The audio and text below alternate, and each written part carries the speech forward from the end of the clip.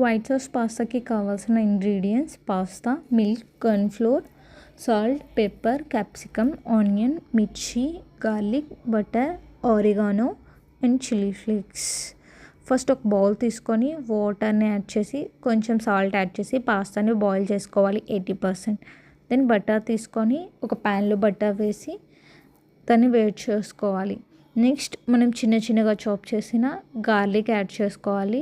గార్లిక్తో పాటు ఆనియన్స్ కూడా చిన్న చిన్నగా ఒక ఆనియన్ని చాప్ చేయాలి. దాన్ని కూడా ఫ్రై చేయాలి మంచిగా కొంచెం.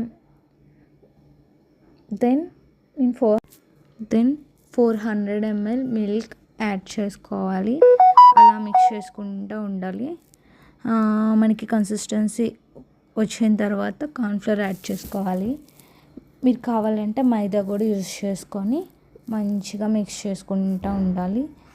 దెన్ క్యాప్సికమ్, ఆనియన్స్ ఇలా చాప్ చేసుకొని వాటిని కూడా దానిలో యాడ్ చేసుకోవాలి. బాయిల్ చేసి పెట్టుకున్న పాస్తా ఉంది కదా, దాన్ని యాడ్ చేసుకొని మిక్స్ చేసుకోవాలి.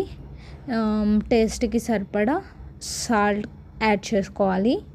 దెన్ మళ్ళీ మిక్స్ చేసుకోవాలి సాల్ట్ యాడ్ చేసుకున్న తర్వాత.